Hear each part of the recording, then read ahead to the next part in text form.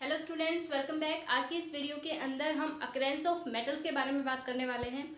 यानी जो earth surface है इसे एक सोर्स माना जाता है एलिमेंट्स का, जो इनरिच है, बहुत ही ज़्यादा संपूर्ण है, डिफरेंट टाइप ऑफ मेटल से भरा हुआ है।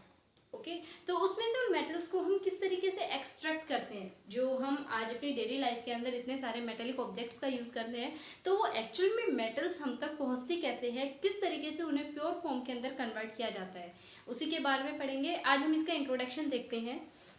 सबसे पहले है occurrence of metals.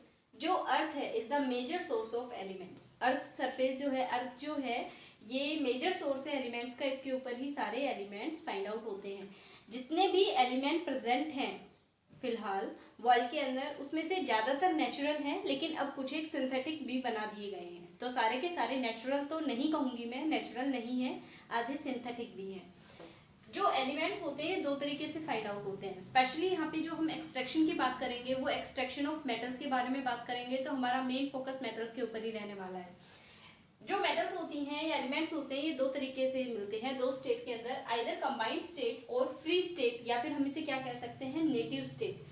Combined state का मतलब है कि जो एलिमेंट्स होते हैं वो फ्री स्टेट में, ऐसा नहीं है कि आप गए और कहीं पर आपको प्योर भरे हुए बर्तन रखे मिल गए एक पर्टिकुलर मेटल के और आप उसे उठा के ले आए, ऐसा नहीं होता है। वो कंबाइंड स्टेट में हो सकता है वो उनके ऑक्साइड फॉर्म में हो सकता है वो उनकी कार्बोनेट फॉर्म के अंदर हो सकता है वो उनकी सल्फाइड फॉर्म के अंदर प्रेजेंट हो, तो दूसरे एलिमेंट के साथ वो कंबाइंड फॉर्म के अंदर मिलेंगे। एग्जाम्पल इसमें aluminium, calcium, copper, iron and lots of others also.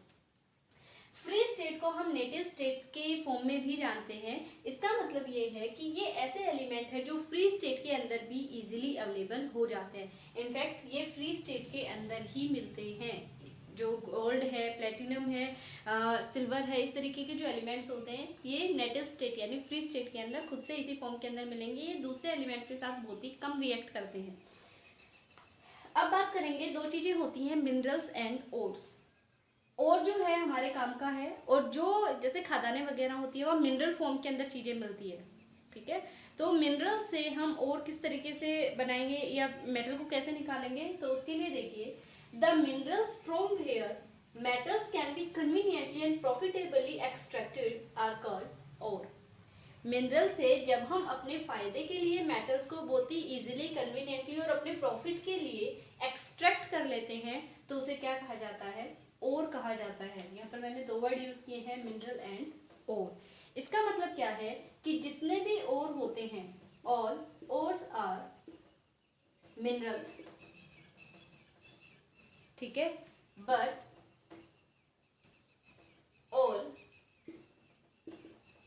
Minerals are not ओर।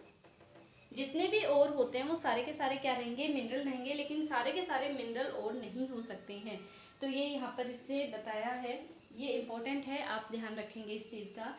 जो मेटल है, देखिए जैसे हम ये कह रहे हैं कि ये कंबाइंड स्टेट के अंदर प्रेजेंट रहती है, तो कंबाइंड स्टेट में कैसी एस है, इसे बोला जाता है गैलेना।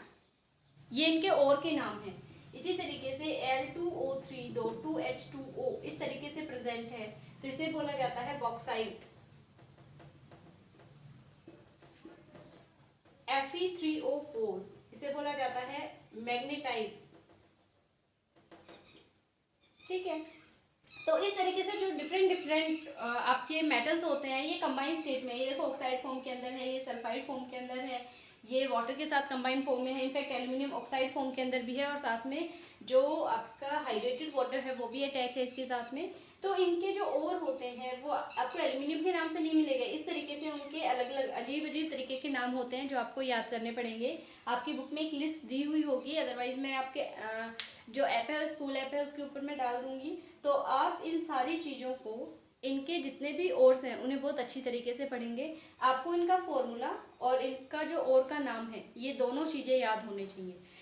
एक नंबर के क्वेश्चन में कई बार पूछ लिया जाता है कि ZnS जो है इसका कौन सा जिंक ग्लैंड किस चीज़ का ओर होता है, आपसे ये पूछ लिया जाए, तो आपको पता होना चाहिए जो जिंक ग्लैंड है वो जिंक का ओर है। ठीक है, जिंक मेटल को एक्सट्रैक्ट किया जाता है उसे। गैलेना किसका होता है, सिनेबार किसका होता है, जैसे मान लो सिनेबार के लिए कह दें तो HgS जो होता है इसे जाना जाता है सिनेबार के नाम से। ठीक है, तो ये मरकरी का ओर है। तो इस तरीके से डिफरेंट डिफरेंट और डिफरेंट नॉन मेटेलिक एलिमेंट्स के साथ कंबाइंड फॉर्म के अंदर रहते हैं, जो हमें पता होना चाहिए। और इनके नाम के अगर ये चीज़ दे दे तो ये ध्यान में आ जानी चाहिए, और ये अगर दिया हुआ है तो हमें इनका नाम पता होना चाहिए, तभी ये प्रॉफिटेबल है, अदरवाइज नहीं है। तो आज सिर्फ आप इतना पढ़ेंगे, और आप साथ ही साथ में एक क्वेश्चन आपके लिए छोड़ के जा रही हूँ। अर्थ क्रस्ट के ऊपर मोस्ट अबंडेंट एलिमेंट कौन सा है?